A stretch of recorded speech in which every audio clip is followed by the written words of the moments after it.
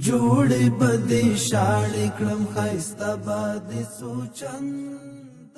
د ریاست الوزرا اقتصادي مرستیال محترم ملا عبدالغني برادر اخوند د 1415 لمریز کال د غبرګولي میاشتې په 9 نیټه پروان ولایت ته د خپل سفر پر مهال په جبل سراج ولسوالۍ کې د صفوان سیمنټو فابریکې څخه لیدنه وکړه. د ریاست الوزرا اقتصادي مرستیال په صنعتي او تولیدي سکتورونو کې د پانګونې په اهمیت ټینګار وکړ او زیاته کړه چې د افغانستان اسلامي امارت کورنیو او بهرنیو پانګوالو ته د مناسبو اسانتیاوو او فرصتونو برابرولو ته ژمن دی. محترم ملا صاحب د دې فابریکې مسؤلینو ته د هر ډول همکارۍ ډاډ ورکړ. د فابریکې د مسؤلینو په وینا د فابریکې د جوړولو چارې په چټکۍ روانې دي او د فعالیت له پیل سره به افغانستان د سیمنټو سکتور کې ځان بسیاینې ته لا نږدې شي.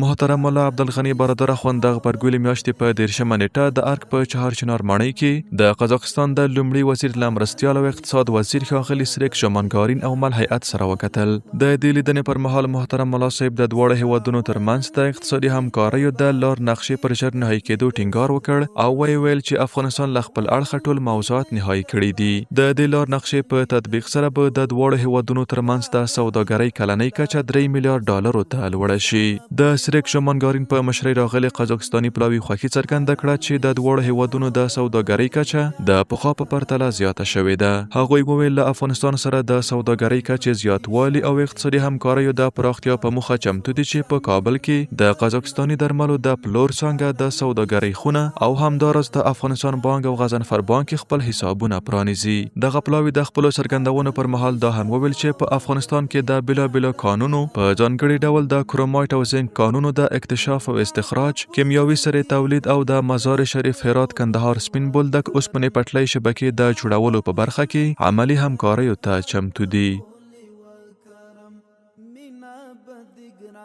د ریاست الوزرا اقتصادي مرستیال محترم ملا عبدالغني برادر اخوند د شنګاښ میاشتې په لومړۍ نیټه په خپل کاري دفتر کې په کابل کې د قطر دولت له سفیر ښاغلي مردف القاشتي سره وکتل. د دې لیدنې پر مهال په افغانستان کې د قطر دولت پر پانګونې د دوړو لورو ترمنځ د اقتصادي همکاریو په پراختیا او د یو شمېر سیمه ییزو موضوعاتو په اړه بحث وشو.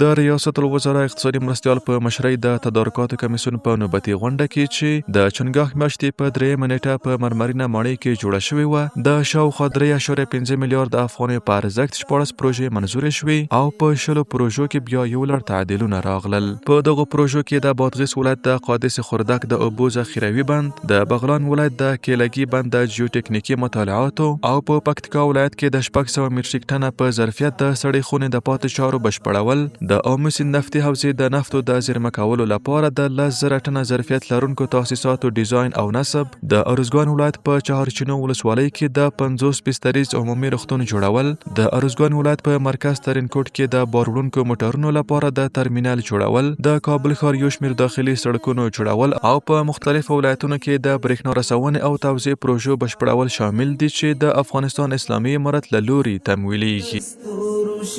بیا به د ښکلا د لمر سپوږمۍ سره پیوند